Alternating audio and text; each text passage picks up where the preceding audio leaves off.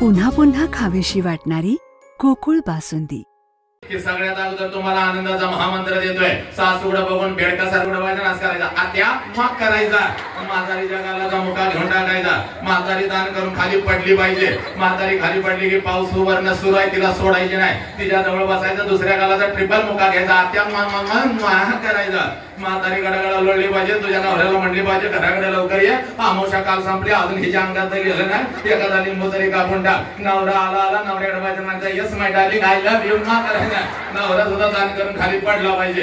एवढ्या आनंदात घरी आज सगळ्यांनी जायचा, आनंदी आनंद झाला पाहिजे। आणि तुम्ही पण पोरीनो कार्ट्यानो रोज घराकडे कसं जाता काय, पाठीवरचं दप्तर, त्या शिक्षकांना सांगितलेला अभ्यासक्रम, आणि त्याला काय शिकवा येत नाही, त्याला काय शिकवा येत नाही, हे कधी बदलतंय, ती कधी बदलतंय, त्याचं गणित मला कळतच नाही, काय काय त्या शिक्षकांना शिव्या देत होतात। आणि त्यात हातात मोबाईल, अजून कसा त्याचा मेसेज आला नाही, मी कालच पाठवला होता की मेलं काल रात्री, ते येत नाही आता कार्टे। आणि आज तसं घरात जायचं, उड्या मारत जायचं, तुम्ही पण टना टना टना, मम्मी पुढे आली, मम्मी माफ करायचा, मम्मी जगाला मुका घ्यायचा, पप्पा जगाला मुका घ्यायचा। एवढ्या आनंदात आज घराकडे जायचं। आणि मला म्हणलं अतिशय आनंद होतोय, या महिन्याचं शेवटचं आहे हे व्याख्यान, आजचं एक उद्याचं एक, आहा अतिशय आनंदात महिना गेला। जवळजवळ 1,00,000 दीड 2 लाख लेकरांना भेटून आलो। ताण नाही, तणाव नाही, 20-20 हजार लेकरं माझ्या समोर असतात, 20-20 हजार प्रेक्षक, झाडावरचा पक्षी सुद्धा मी उठू देत नाही, एवढी वाच असते ते छत्रपतींच्या आशीर्वादाने या वसंताच्या जिभेवरती आली, लक्षात घ्या।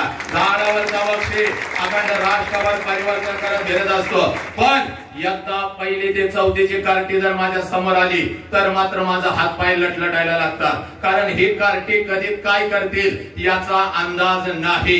अनेकांची व्याख्याने यांनी पाडली, कीर्तनकारांच्या तोंडाला तर या कार्ट्याने फेस आणलेला आहे, पाडतो व्याख्यान म्हणून त्याचं कीर्तन पाडतात। शिक्षक तर शाळेत घड्याळ लावूनच बसतय, कधी एकदाच कार्ट घरला जाते, आणि घरात आई घड्याळ लावून बसत्या, कार्ट शाळेला कधी जाते।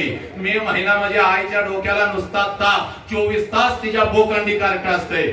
लक्षात घ्या, मागच्याच महिन्यामध्ये खाली रत्नागिरीला माझा कार्यक्रम होता, मस्त असा अंगठ्या बिंगठ्या घालून नटून थटून असा मी बसलेलो होतो, आणि एक माता पर्स लावून अशी पळत पळत माझ्या जवळ आली, मला म्हणाली, सर तुम्ही आमच्यावर अन्याय करताय। म्हटलं माते भगिनी काय तुझ्यावर अन्याय केला का? तर ती माता मला म्हणते, सर सगळ्या शाळेला कॉलेजला तुम्ही परवानगी दिली, माझ्या युनिटला तुम्ही परवानगी दिली नाही। म्हटलं माते भगिनी कोणतं का तुझं युनिट? तर ती माता मला म्हणते, सर लहान गट मोठा गट, इयत्ता पहिली ते चौथीचं माझं युनिट, आणि मी त्याची मुख्याध्यापिका। मी म्हटलं एक काम कर, एक बस घेऊन ये, त्या बस मध्ये सगळी कार्टी घाल, तू पण त्यांच्यामध्ये बस, आणि खाली गोव्याला पिकनिकला निघून जा, पण ही कार्टी घेऊन माझ्या समोर बसायचं नाही। आगाव कार्टी। मॅडम लय हुशार होत्या, मॅडम मला म्हणाल्या, सर तुमच्या पुढे बसत नाही, मागं आणून बसवू का? मग म्हणलं ठीक आहे, मागं बसाव, पण माझ्यापासून 100 फूट लांब बसवायची कार्टी, 2 शिक्षक हातामध्ये 2 काट्या घेऊन बसवायच्या। जर का कार्ट्याने दंगा केला, माझ्यासारखं वाईट कोण नाही। मॅडम हरणासारख्या पळत गेल्या, मला वाटलं 5-50 कार्टी घेऊन येतील, पण चांगली 100-200 हनुमान गँगच घेऊन आल्या।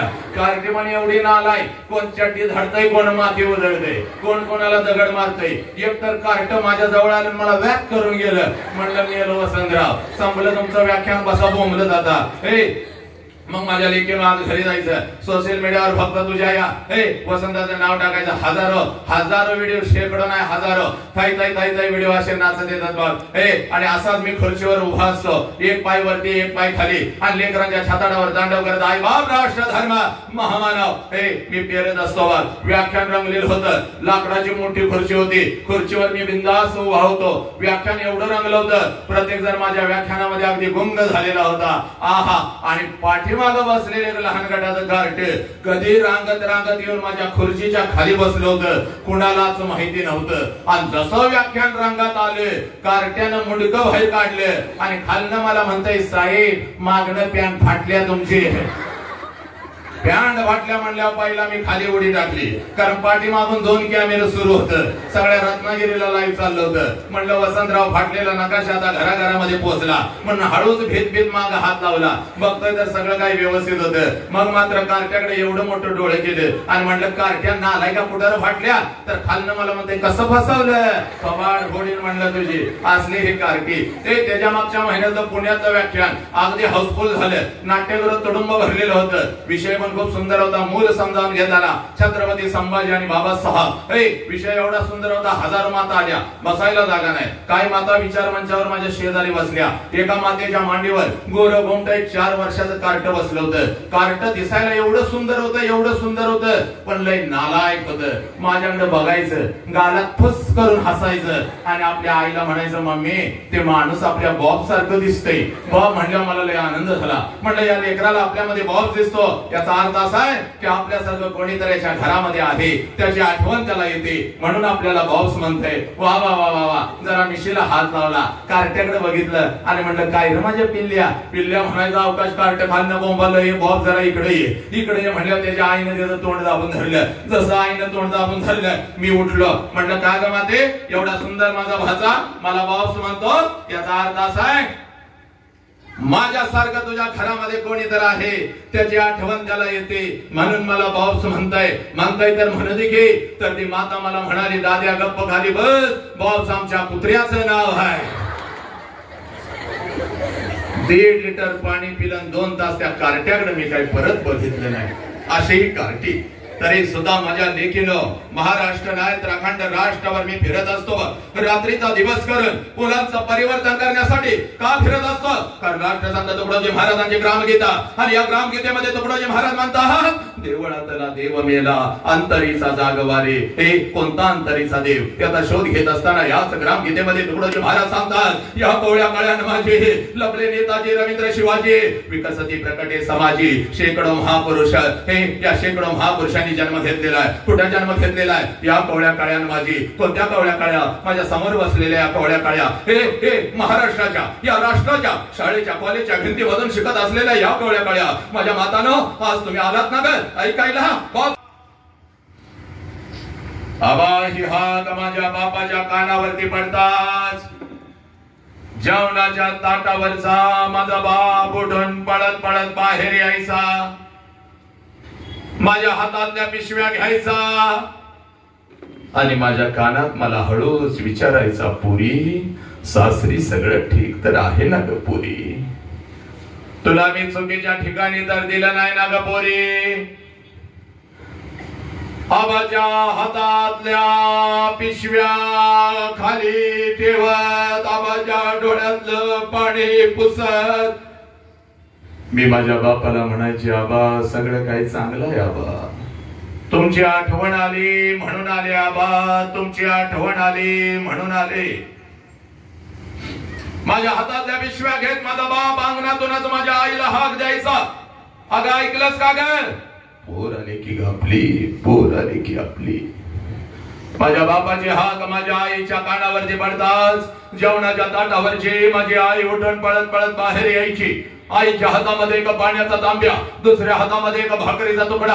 माझी आई माझ्या जवळ यायची, तांब्यामध्ये भाकरीचा तुकडा बुडवायची, माझ्यावरून ओवाळायची, तुकडा इकडे इकडे टाकून द्यायची आणि मला म्हणायची, पोरी थोडं गाल पुढं कर की ग. आणि गाल पुढं केलं की माझ्या दोन्ही गालाचं मुख घेत आपल्या आठी बोट माझ्या गालावरून फिरवायची आणि कडा कडा कडा कडा कडा कडा कडा कडा आपल्या कपाळावर मोडत माझी आई मला म्हणायची, पोरी चल की का घरात, चल. महिना झालं तुझा बाप नीट जेवला सुद्धा नाही की ग पोरी? महिना झालं तुझा बाप नीट जेवला सुद्धा नाही की ग पोरी? तुझ्या बापाचा तुझ्यावर एवढा जीव आहे मला आत्ता कळालं की ग पोरी, मला आत्ता कळालं. चल, जसं तू घर सोडलंस बापानं अन्न सोडलंय की ग, तुझ्या हाताने एखादा घास तुझ्या बापाला भरव पोरी, तुझ्या बापाला भरव. 25 वर्ष आता उलटून गेली बघ पोरी, 25 वर्ष आता उलटून गेली. आणि 25 वर्षानंतर 25 वर्ष आता उलटून गेली बघ पोरी.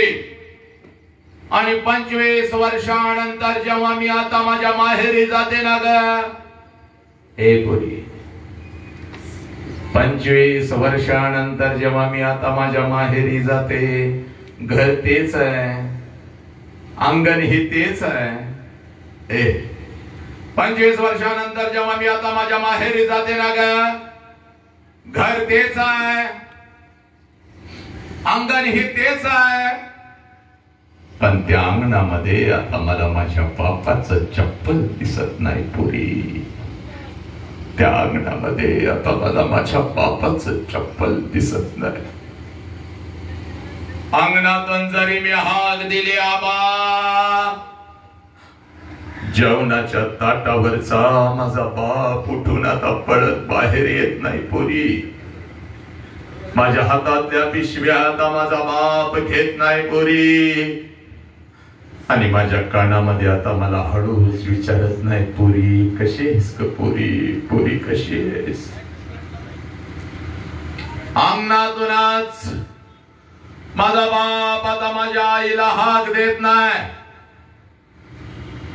आईच्या हातातला तो पाण्याचा तांब्या आणि तो भाकरीचा तुकडा तो मला दिसत नाही पुरी. आणि माझ्या दोन्ही गालाचं मुख घेणारी ती माऊली मला आता त्या घरात दिसत नाही पुरी. मला आता त्या घरात दिसत नाही. 2 पावलं उचलून जेव्हा घरामध्ये मी प्रवेश करते ना ग हे पोरी, 2 पावलं उचलून जेव्हा घरामध्ये मी प्रवेश करते, भिंतीवरती मला माझ्या बापाचा फोटो दिसतो आणि काळीज माझ सर्र करत पोरी, काळीज माझ सर्र करत. बाप जिवंत असताना बापाला एखादं नवीन चप्पल घेऊन आले असते तर किती बरं झालं असतं. बाप जिवंत असताना बापाला एखादा नवीन शर्ट आणून त्याच्या अंगामध्ये घातला असता तर किती बरं झालं असतं.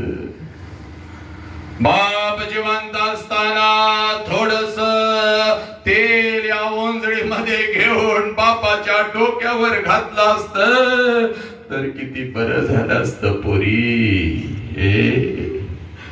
बाप जिवंत असताना बापाला एखादी कडकडून मिठी मारली असती तर किती बरं झालं असतं पोरी, किती बरं झालं असतं.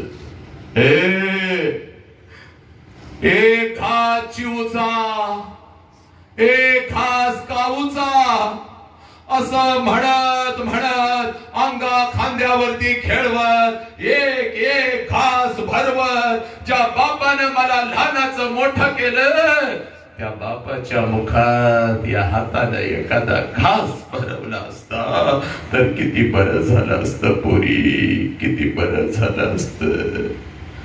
बाप जिवंत असताना थोडस गरम पाणी करून बापाला घासून आंघोळ घातली असती तर किती बरं झालं असतं. लाखो रुपये आहेत बघ पोरी तुझ्या बापाकडे, लाखो रुपये. एका गावाला काय ग, पंचक्रोशीला पोरी, पंचक्रोशीला पंचपक्वानाचं मी जेवण घालू शकते बाग. पण एखादा घास जर बापाच्या फोटो जवळ धरला तर फोटोतून आता आवाज नाही येणार पोरी. कशी आहेस ग पोरी. बापाच्या प्रत्येक श्वासावर श्वास निघून गेला. भिंतीवरचा बाप कधीच खाली येऊन आपल्याला मिठीत घेत नसतो पोरी. आणि भिंतीवरची आई कधीच आपल्या गालाचं मुख घेत नसती. लाखो आणि करोडो रुपये कमवाल आणि ते लाखो आणि करोडो रुपये त्या तिरुपतीच्या चरणावर जरी तू ओतलेस आणि ते लाखो आणि करोडो रुपये त्या शिर्डी साईबाबाच्या चरणावर जरी तू ओतलेस तर तो शिर्डीचा साईबाबा आणि तो तिरुपती तुझा गेलेला बाप तुला परत नाही आणून देऊ शकणार पोरी. म्हणून तुला सांगतोय तुझ्या आयुष्यामध्ये तुझा एकच देव आहे ज्या देवाचं नाव साला बाप आहे पोरी. आणि तुझ्या आयुष्यामध्ये तुझी एकच देवी आहे ज्या देवीचं नाव आई आहे पोरी, ज्या देवीचं नाव आई आहे. ही आई तुम्हाला कळना, हा बाप तुम्हाला कळना. कुठला तर हरामखोर कुत्रा तुझ्या आयुष्यामध्ये येऊ लागला आणि त्या बापाच्या तोंडावर तू थुंकू लागलेस. माय बाप केवळ काशी त्याने न जावे तीर्थाशी. मार्कांचे ढीक तुम्ही रचले पण आई बापाच्या आबरूची लक्तर वेशीवर टांगू लागला. हे पुरी कधी बापाची टाच हातात घेतलीस का नालायक? त्या बापाच्या टाचला 50 भेगा पडलेत बघ. बाप तुम्हाला कळालं नाही. आईला सांगतीस मला मोबाईल दे नाही तर मी काही तर करून घेते बघ, मी कुठं तर जाते बघ. नुकताच जेवणाच्या ताटावर बिचारा गरीब भुकावलेला बाप, दिवसभर उपाशी असलेला बाप जेवणाच्या ताटावर बसतो आणि तुझी आई म्हणते लेकीला मोबाईल घेऊन द्या हो नाहीतर काहीतर करून घेईल बघा. अगं बिचारा भुकावलेला बाप जेवणाच्या ताटावरून उठतय की ग. तुझी आई म्हणते आहो जेवण तरी करा. गप ग, माझी लेक महत्वाची आहे, जेवण नाही. अगं कुठल्या तर मित्राकडे जातंय भिकाऱ्यासारखं चुकतंय. 10% दे बाबा, 10% दे पण पैसे दे. माझ्या लेकीला मोबाईल घेऊन द्यायचा आहे. आणि त्याच मोबाईलच्या स्क्रीनवर कुठले तर हरामखोर ते पडद्यावरची बेगडी नायक तुमच्या आयुष्यात येतात आणि त्यांना तुम्ही आदर्श मानून आई बापाच्या तोंडावर थुंकू लागला. कोई आता है और विमल श्रेष्ठ सौंदर्य तुझ्या बापाच्या कपाळावरचा घाम आहे पुरी. आणि आई बापाची सेवा करत असताना, मेहनत करत असताना तुझ्या कपाळावर आलेला घाम जगातलं सर्वश्रेष्ठ सौंदर्य आहे. हरामखोर हा बाप आणि हे आई तुम्ही विसरू लागला. पळत पळत जायचं बघ, जास्त वेळ तुझा घेत नाही बघ. आईला 2 प्रश्न विचारलेस, आज बापाची वाट बघत बसायची बघ. पुरी पावसामध्ये कुठं तर भिजत असेल बघ, शेताच्या बांधावर कुठं तर चिखलातून उड्या मारत असेल. आता तुझी फी भरायची आहे ना ग, तुला नवीन कपडे घ्यायचे आहेत, पुस्तकांची यादी दिलीस आता बापाकडे. चप्पल मला याच ब्रँडेड कंपनीचं पाहिजे, बापाकडे यादी दिलीस. तरी हसत बापाने यादी घेतली. अगं 2 दिवस जाऊ दे, चाल तुला घेऊन देतो, कोल्हापूरला जाऊ पोरी. आज त्या बापाची वाट बघायची बघ. 6 वाजलेत अजून बाप आला नाही, 7 वाजलेत अजून बाप आला नाही. बापाची वाट बघायची, बापाला भेटल्याशिवाय आज झोपायचं नाही बघ. संध्याकाळचे 9 वाजले अजून बाप आला नाही. रात्रीच्या 10 वाजता बाप आला समोर दिसला. पळत पळत जायचं बघ. एकच काम करायचं आहे, त्या डोळ्यातल्या अश्रूंना अग्नी बनवायचा. बोरीनं भक्त रडायचं नाही बघ. त्या डोळ्यातले अश्रू म्हणजे कणखर. तू तारा राणी आहे, तो आवजी जाऊ आहे. त्या डोळ्यातल्या अश्रूंना न्याय द्यायचा आहे. उगाच रडत बसून चक्कर येऊन पडायचं नाही.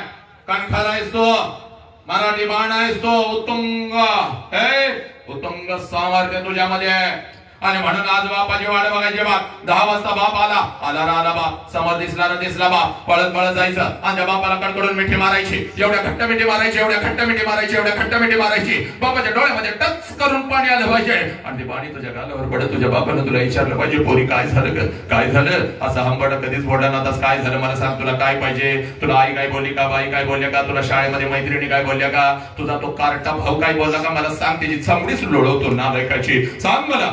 बापाच्या डोळ्यात पाणी पुसत बापाला म्हणायचं, पप्पा मला कोणी काय नाही बोललं पप्पा, मला कोणी काय नाही बोललं पप्पा, मला कोणी काय नाही बोललं पप्पा, मला आई काय नाही बोलली, मला बाई काय नाही बोलल्या, मला कोणी काय नाही बोललं पप्पा. पप्पा मला कोणी काय नाही बोललं पप्पा. पप्पा मी ज्या वेळेला 1 वर्षाची होती तेव्हा रोज तुम्हाला मिठी मारत होती पप्पा.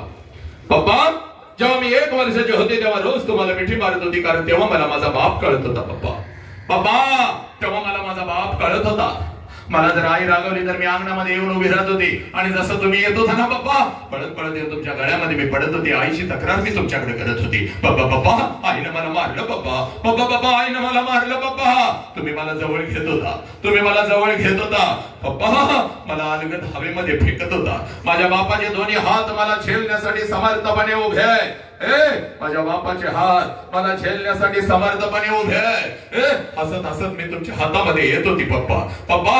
पप्पा तुम्ही मला म्हणत होता, चल आपण दोघं मिळून तुझ्या आईला मारूया, चल आपण दोघं मिळून तुझ्या आईला मारूया. पप्पा माझी समजूत काढण्यासाठी अंगणामध्ये तुम्ही माझ्यासाठी घोडा होत होता पप्पा. तुमच्या पाठीवर बसून माझा घोडा माझा घोडा माझा घोडा म्हणून मी तुम्हाला मिरवत होती पप्पा. पप्पा तुमच्या पाठीवर पोत पोत म्हणून बसत होती. तुमच्या खांद्यावरून सगळं गाव मी फिरत होती पप्पा. पप्पा रात्री रात्रभर तुमच्या छातीवर मी झोपत होती पप्पा. पप्पा, मी 1 वर्षाची होती तेव्हा रोज तुम्हाला मिठी मारत होती. आता मी मोठी झाली, आता मी शाळेला जाते, आता मी कॉलेजला जाते. आता तुम्ही मला आवडत नाही पप्पा. तुम्ही आता मला बंधनामध्ये ठेवता. इकडे का केलीस, तिकडे का केलीस, हे का केलंस, ते का केलंस. आय हेट यू पप्पा. तुम्ही आता मला आवडत नाही पप्पा. मला काय लागलं तर मी माझ्या आईला मागतोय, पण तुमच्या समोर येत नाही पप्पा. पण आज गेली होती पप्पा, आज गेली होती. बाप नावाचं एक परिवर्तनाचं वादळ ऐकून आली पप्पा. आणि माझा हरवलेला बाप मला परत मिळाला पप्पा. माझा हरवलेला बाप मला परत मिळाला. म्हणून मिठी मारते पप्पा. हे पोरीनो, आज पळत पळत घरी जायचं बघ. हे त्या बापाला कडकडून मिठी मारायची, कारण बापाची किंमत त्या पोराला विचार. महिन्याच्या मांजरासाठी 4-4 दिवस रडतेस, आणि तुझ्या बापानं तर तुला 20 वर्ष तळ हाताच्या फोडासारखं जपलंय की पोरी. 20 वर्ष 20 वर्ष. आणि तुझ्या बापाची खरी कुस्ती तेव्हा सुरू होते पोरी, जेव्हा तुझं लग्न ठरतं. यस, तुझ्या बापाची खरी कुस्ती तेव्हा सुरू होते. तुझी आई जर रडायला लागली तर तुझ्या आईला ते ओरडतंय का रडायचं नाही. रोज रोज पोरगी जाता चेहरा आपल्याला बघायला मिळणार नाही बघ. अजिबात रडायचं नाही बघ, अजिबात रडायचं नाही. जेवढी दिवस आपल्या जवळ आहे तिला हसतच ठेवायची, तिला हसतच पाठवायची. तिला हसतच ठेवायची, तिला हसतच पाठवायची. पप्पा किती आमच्यासाठी मेहनत करता, म्हणून माझ्या गालावरून हात फिरवणार माझं लेकरू आता मला या घरात दिसायचं नाही. पप्पा, पप्पा, घरी लवकर या पप्पा, नाहीतर आज मी जेवणार नाही बघा पप्पा. आज मी जेवणार नाही बघा पप्पा. असं म्हणणार आणि माझ्या गालावरून हात फिरवणार माझं लेकरू आता मला या घरात दिसायचं नाही बघ.